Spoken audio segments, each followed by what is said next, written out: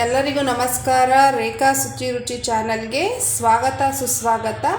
ಈ ದಿನ ನಾನು ನಿಮಗೆ ಕುಂಬಳಕಾಯಿ ಪಲ್ಯ ಮಾಡುವುದು ಹೇಗೆ ಅಂತ ಹೇಳ್ಕೊಡ್ತಾ ಇದ್ದೀನಿ. ನೋಡಿ, ಒಂದು ಕುಂಬಳಕಾಯಿಯನ್ನು ನಾನು ತಗೊಂಡಿದ್ದೀನಿ. ಇದನ್ನು ಈ ರೀತಿಯಲ್ಲಿ ಕಟ್ ಮಾಡ್ಕೊಳ್ಳಿ. ಈ ತೊಟ್ಟನ್ನು ಸಹ ನಾವು ಉಪಯೋಗಿಸ್ಕೋಬೋದು. ನಾವು ದೋಸೆ ರೊಟ್ಟಿ ಮಾಡಬೇಕಾದ್ರೆ ಎಣ್ಣೆ ಸರೋದಕ್ಕೆ ಬಳಕೆಯನ್ನು ಮಾಡ್ಕೋಬೋದು. ಕುಂಬಳಕಾಯಿಯನ್ನು 2 ಹೋಳಾಗೆ ಸಪ್ರೇಟ್ ಮಾಡಲಾಗಿದೆ. ನಂತರ ಒಂದು ಸ್ಪೂನನ್ನು ಬಳಸಿ ಈ ಬೀಜ ಎಲ್ಲನೂ ಸಪ್ರೇಟ್ ಮಾಡ್ಕೊಬಿಡಿ. ಈ ಬೀಜನೂ ಸಹ ನಮಗೆ ಉಪಯೋಗಕ್ಕೆ ಬರುತ್ತೆ. ಈ ಬೀಜನ ನಾವು ಒಣಗಿಸ್ಬಿಟ್ಟು ತಿನ್ಬೋದು. ಹಾಗೆ ಪ್ರೋಟೀನ್ ಶೇಕಾಗೂ ಸಹ ಮಾಡ್ಕೋಬೋದು. ನೋಡಿ, ಈ ರೀತಿ ನೀಟಾಗಿ ಸೀಡ್ಸನ್ನು ತೆಗೆಯಲಾಗಿದೆ. ನೋಡಿ, ನಾನಿದು ಒಣಗಿಸಿ ಇಟ್ಟಿರುವಂತಹ ಪಂಪ್ಕಿನ್ ಸೀಡ್ಸು. ಹಾಗೇನೂ ಸಹ ನಾವು ಇದನ್ನು ಸಿಪ್ಪೆ ತೆಗೆದು ಡೈರೆಕ್ಟಾಗಿ ತಿನ್ಬೋದು.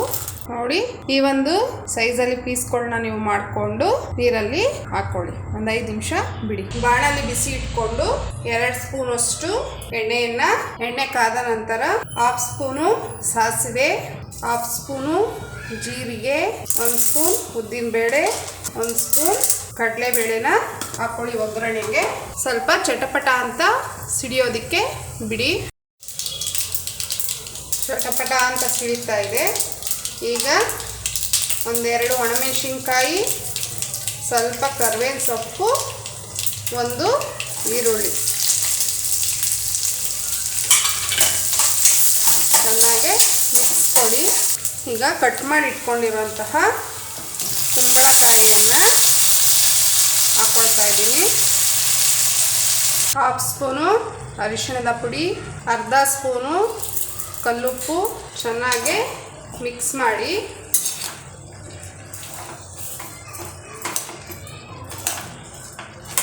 ಐದು ನಿಮಿಷಗಳ ಕಾಲ ಪ್ಲೇಟ್ ಮುಚ್ಚಿ ಬೇಯೋದಕ್ಕೆ ಬಿಡಿ. ಕುಂಬಳಕಾಯಿನ ಒಗ್ಗರಣೆಯಲ್ಲೇ ನೀವು ಬಾಡಿಸ್ಕೋಬೇಕು. ಯಾವುದೇ ಕಾರಣಕ್ಕೂ ನೀರು ಹಾಕಿ ಬೇಯಿಸ್ಕೊಳ್ಳೋಕೆ ಹೋಗಬೇಡಿ. ಕುಂಬಳಕಾಯಲ್ಲಿ ನೀರಿನ ಅಂಶ ಇರುತ್ತೆ, ಅದೇ ಬಿಟ್ಕೊಳ್ಳುತ್ತೆ. ಈಗ ನಾನು ಒಂದು 1/2 ಸ್ಪೂನಷ್ಟು ಬೆಲ್ಲವನ್ನು ಹಾಕ್ಕೊಳ್ತಾ ಇದ್ದೀನಿ. 1 ಸ್ಪೂನು ಧನಿಯಾ ಪುಡಿ, 1/2 ಸ್ಪೂನಷ್ಟು ಖಾರದ ಪುಡಿಯನ್ನು ಹಾಕ್ಕೊಳ್ತಾ ಇದ್ದೀನಿ. 3 ಸ್ಪೂನಿನಷ್ಟು ಹಸಿ ತೆಂಗಿನಕಾಯಿ ತುರಿ ಚೆನ್ನಾಗಿ ಮಿಕ್ಸ್ ಮಾಡಿ ಒಂದು 2 ನಿಮಿಷ ಬೇಯೋದಕ್ಕೆ ಬಿಡಿ, ಸಾಕು. ಕುಂಬಳಕಾಯಿ ಪಲ್ಯ ರೆಡಿಯಾಗಿದೆ. ಸ್ವಲ್ಪ ಕೊತ್ತಂಬರಿ ಸೊಪ್ಪನ್ನು ಆ್ಯಡ್ ಮಾಡ್ಕೊಳ್ಳಿ. ಅಕ್ಕಿ ರೊಟ್ಟಿ ಜೊತೆಗೆ ಕುಂಬಳಕಾಯಿ ಪಲ್ಯ ತಿನ್ನೋದಕ್ಕೆ ರೆಡಿಯಾಗಿದೆ. ತುಂಬಾ ಒಳ್ಳೆ ಕಾಂಬಿನೇಷನ್ನು. ಕುಂಬಳಕಾಯಿ ಪಲ್ಯನ ಚಪಾತಿ ದೋಸೆ ಜೊತೆಲೂ ತಿನ್ಬೋದು, ಆದರೆ ಅಕ್ಕಿ ರೊಟ್ಟಿ ಜೊತೆಗೆ ತುಂಬ ಚೆನ್ನಾಗಿರುತ್ತೆ, ಟೇಸ್ಟಿಯಾಗಿರುತ್ತೆ ತಿನ್ನೋದಕ್ಕೆ. ಗೊತ್ತಾಯ್ತಲ್ಲ ಕುಂಬಳಕಾಯಿ ಪಲ್ಯ ಮಾಡೋದು ಹೇಗೆ ಅಂತ ಹೇಳಿ. ಈ ಕುಂಬಳಕಾಯಲ್ಲಿ ಯಾವುದೂ ಸಹ ವೇಸ್ಟ್ ಆಗೋದಿಲ್ಲ. ನಾನು ವೀಡಿಯೋಸ್ನ ನೋಡಿದರೆ ನಿಮಗೆ ಗೊತ್ತಾಗುತ್ತೆ ಯಾವ ರೀತಿಯಲ್ಲಿ ಉಪಯೋಗಕ್ಕೆ ಬರುತ್ತೆ, ಅದರಲ್ಲಿರುವಂತಹ ಎಲ್ಲ ಒಂದು ಅಂಶ ಅಂತ ಹೇಳಿ. ನೀವು ಸಹ ನಿಮ್ಮ ಮನೆಯಲ್ಲಿ ಕುಂಬಳಕಾಯಿ ಪಲ್ಯ ಮತ್ತು ಬಳಿಯುವಂಥ ಅಕ್ಕಿ ರೊಟ್ಟಿಯನ್ನು ಮಾಡಿ ಟೇಸ್ಟ್ ಹೇಗಿದೆ ಅಂತ ನಮ್ಮ ಚಾನಲ್ ಆದಂತಹ ರೇಖಾ ಶುಚಿ ರುಚಿಯಲ್ಲಿ ಕಮೆಂಟ್ ಮಾಡಿ ತಿಳಿಸಿ.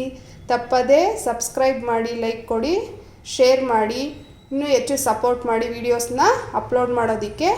ನೋಡಿ, ವೀಡಿಯೋಸ್ನ ಸುಮ್ಮನೆ ಆಗಬೇಡಿ, ಸಬ್ಸ್ಕ್ರೈಬ್ ಮಾಡ್ಕೊಳ್ಳಿ, ಲೈಕ್ ಕೊಡಿ. Thank you.